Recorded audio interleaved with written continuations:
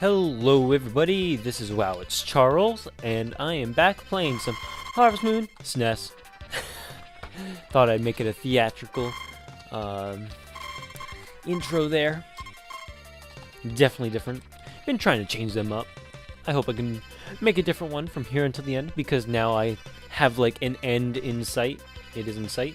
I believe today's either the 12th or the 13th. It is 12th. We're almost, I think by the end of this episode, we might be halfway done with summer. Halfway done with the last season. Ooh, man, it's getting pretty intense now. Thank you for joining me on episode 88. 88, double digits one more time. This might be the last double digits too. Who knows? I don't know if I'll reach 99 or not, but this is definitely one of the last. Man, 88. That's crazy. Crazy. I remember 77 because I think I mentioned Doc M in that one. And I remember 33. I don't remember 55 or 44. 22, maybe I do. I think there was a festival on 22. And 11, I remember 11 because 10 was right after it, and I remember 10 was like, oh my god, 10 episodes, and now I'm like, 80 episodes. So yeah, that's pretty cool. What? Come again? I didn't think I milked anybody, and who? So yeah, I kind of wanted to just quickly bring up my, not recording situation, but recording situation, you know. Not recording situation, but more of like how I'm set up to record. Let's see, there should be 6 cows. I only milked 2 so far, I think. Anyway, I'll get 6. Right now, currently, I have the Galaxy S4, which I believe I mentioned before, and it's a pretty nice phone. I mean, for the money that I paid for it and for what it offers, it's really nice. And recently, I bought a case for it, so it's pimped out in like the coolest case ever. And the case has a kickstand, because kickstands are cool, and it does. My phone also does like a desk clock, so while I'm recording, I set up the desk clock, and I set up my commentary list from one of the apps that I use called R Groceries. It's basically used and designed, developed for grocery shopping. You know, you type in what you want, and then you tap on it to cross the item off, and then that's how you grocery shop with it. But I figured I would use it for commentary because it works the same way. You can also divide these items into categories. So the preset categories are, you know, frozen food, dairy, meat, and I didn't feel like making any other categories, so I just kind of typed in my commentary stuff into these categories. So right now I'm kind of commentating from the frozen food section. I thought that was a little funny tidbit to share. But yeah, I separated them into like things I must address at the beginning of an episode, things about my channel that I want to address, personal controversial topics which I talked about before in some episode. You know, they're not very controversial, but they're more of a deeper level thinking topic that some people might find interesting. And then I believe I have like reminders and stuff to say at the bottom. Which, that's kind of how I'm set up to record behind the scenes kind of thing. Yeah. Today I have some in-depth topics again. Let's see, what do I want to do? I want to check my corn, but I'll definitely have to water them. I brushed everything, so I don't need my brusher, but I'll need my watering can first. That's how I'm going to set myself up. Do I have any corn? Show me the corn! Nope, no corn. Okay, so we're going to go deliver some presents. I think we're going to give a present to Anne, then Ellen, and then Nina. Maybe we'll get them all. Wasn't it supposed to... Oh, I remember what happened. It was supposed to be raining today, right, in the weather forecast last episode. But you know what happened?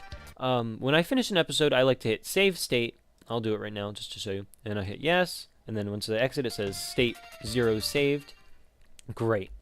At the end of last episode, I wanted to save it before I close it out, right? I said I'd give this to Anne. I went to save it, and I accidentally hit open. And after you open it, you're right back to where you started, like the last time you saved it. And I saved it, I think, at the one cut last episode. So I was good. When I accidentally opened it again, I was like, oh no, I didn't save it. But, I started like halfway through last episode, right when I was selling the tomatoes for the first time. So I kind of redid everything. And I guess what happened is that the weather got resetted. So it was supposed to rain today, but it didn't. And that kind of sucks. At least I didn't get a hurricane. I really hope I don't get a hurricane. Hurricane would suck. I remember the hurricane, maybe I forget when it happened. The first summer or the second summer. But I was so mad. I remember I lost all my corn. I lost, that's how the grass patch got messed up. And I got rocks and... Oh, that was my phone. Ellen... Stop. If you can hear my phone buzzing, that's what it is. I'm so sorry. But yeah, anyway, I wanted to get into more deeper level topics. Actually, no. Let's start off with something more personal. So, I think I'm going to be releasing this episode very close to the end of August. I'm pre-recording once again, so I'm not really sure what's going to happen. If I pre-record all these episodes, I'm perfectly fine with launching them, on my every 2-day schedule, every 3 days, whatever it ends up being. I'm perfectly okay with that because it really doesn't affect my recording situation. So, if I can record a lot of episodes, then I'll release a lot of episodes. And, yeah, release them really fast. So I don't know where I just got off on that topic. But anyway, it's near the end of August, and I'm still a student in high school. And high school starts in, like, next week. Oh, man. High school...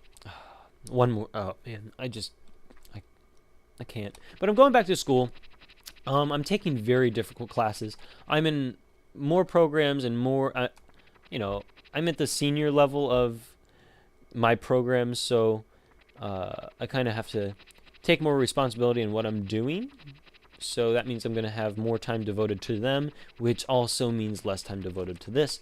But I will try my very hardest to keep this going because I view YouTube as something that can affect me my entire life. I can always make videos whenever I feel like and upload them whenever I feel like. School's only temporary, but what you get from school may last forever. And notice I said may. You don't remember everything in school. Everything you remember in school might not be important. And, they're just... I feel like YouTube, it's more of a permanent record, YouTube. That's how I view it. Because, I make a video, I upload it, and it's there forever unless YouTube takes down the video or whatever happens to it. But for the most part, it's going to stay up there forever. And this is a more permanent part of my life than school is. So I will definitely try to be very dedicated to my YouTube thing. So don't you worry your pretty little head about that. All right. So that's that topic. I guess I could talk about a day in Boston that I had recently. You know what? Screw the heavy thinking topics. I want you to know more about me. Why not? This is the Getting to Know Charles episode. I want to talk about Boston. I went to Boston, Massachusetts recently. And it's a very quaint little city. I forget the name of the market square that I was at. And that would be more specific. I mean, I don't think I was in all of Boston, but I was definitely in a small section of it. And, that's what I saw of Boston. So that's what I'm going to refer to as Boston. Maybe I'll have the name in the description. So if you need to know exactly where I was, you can check that. But, I mean, it's not really that important. Anyway, Boston is what I'm referring to as... this is why I want the watering can sometimes. Now there's 2 little corn spaces that need to be watered. Darn it. Anyway, more time to talk. Boston's a very quaint little city. If you've ever been to New York, or I'm gonna go out on a whim and say Chicago is also like this. They have very large buildings, right? Very tall, very separated into sections. Boston's more of a, it's kind of just thrown in together. You walk down the cobble street, and there's horses and markets everywhere, and then you make like a slight left into another street. It's not like a rigid left like you might see in New York. And I mean, it was, I don't know, people talk about Boston like it's, one of the top cities that you'll go to, and I wasn't too impressed. I mean, sure, it was a very fun time. It was fun to, see the different part of the United States that I've never been to before. But, it didn't meet the expectation that I was like, oh my God, going to Boston, There, actually, I bought a bonsai seeds to grow a tree. So, I might have a bonsai tree in like 3 years, maybe, if I do good at that. I don't know. But there's not really much else to say about Boston. Yeah. And I guess with the rest of my time, I can talk about how video games have impacted my life for the better. I know some people might argue that video games are very deteriorating to the posterity, and that video games should be restricted or even banned. Whew. And I, from a personal standpoint, no. Video games have actually helped me a lot develop... Oh, my dog just kissed me, if you noticed that. If you didn't, go ahead and rewind it. It was really funny. Video games have actually...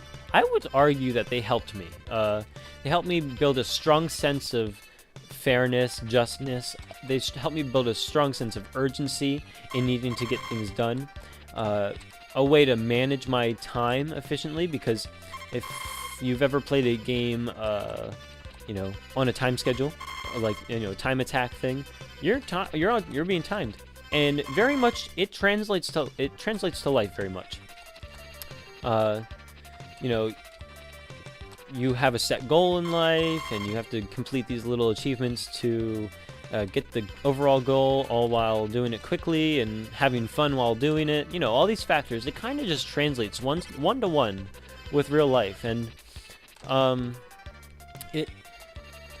people who watch movies and people who watch books, I look at them and they seem to be missing something to me. They seem to be missing the level of exploration.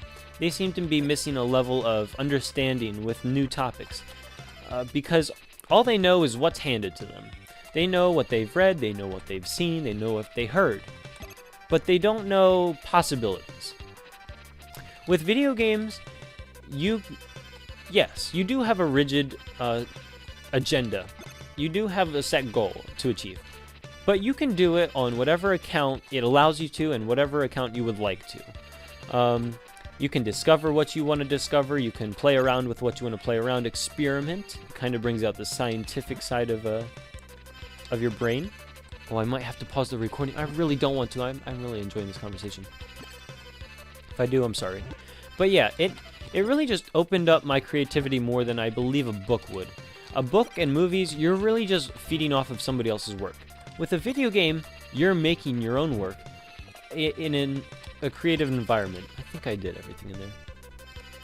And I think that's why it's helped me a lot.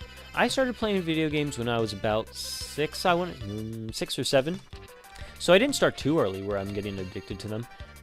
And I didn't start too late where they bore me, which is a really interesting factor. Did my corn grow? Yeah, screw the egg. Okay.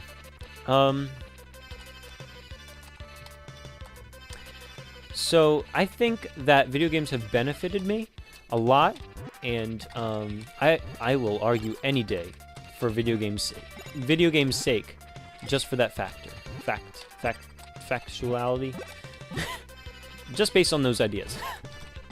And I'm pretty sure many people will agree with me, especially those who game. And one argument against gaming is that it brings out violence, and it does all this other stuff. If I look at the news, I get more violent thoughts watching the daily news than I do playing a game. When I play a game, of course, I play a different genre than most people. You know, most people are playing Call of Duty, that's very popular, or, you know, stuff like that. I play Animal Crossing, I play Mario Kart, I play Pokemon and this, and, you know, of course I've never been influenced by other bad things, but I don't see why other people would be influenced by a video game, like a fake representation of all these images and scenarios, whereas when I look at the news, it's actually happening. It's actually, you know, suicides are happening, you know, constant warfare and the struggle for, you know, the poor. They're real issues, and they kind of, you know, go farther. And if you want to be more of a positive person, I think video games are the way to go, because you really just get to explore. Exploring is also probably one of the chemical balances that you would need in order to gain a sense of fulfillment. And if you feel fulfilled, you really feel proud of yourself, and the sense of completeness is with you. When you feel that, you really feel accomplished and happy about yourself. When you watch the news and you see all this depressing footage and hear all these depressing stories, you're not up to the task of doing anything else. You know, when I hear of all these murder cases, sure, I feel sorry, and it's really unfortunate that their murders are as common as they are. But I really don't like to watch the news just because of that, just because of stuff like that. It brings my mood down, and I just don't support the news. So yeah, that is my argument on why I am pro gaming and why gaming is such a key factor in one's learning and one's exploration and one's happiness even. Let's see, I'll ship a egg, but I think I do have to go right now. It is getting late in the episode, and I think I will get interrupted if I don't soon. So thank you very much for watching. I hope you enjoyed these topics, and I look forward to your viewership in the next episode. Bye.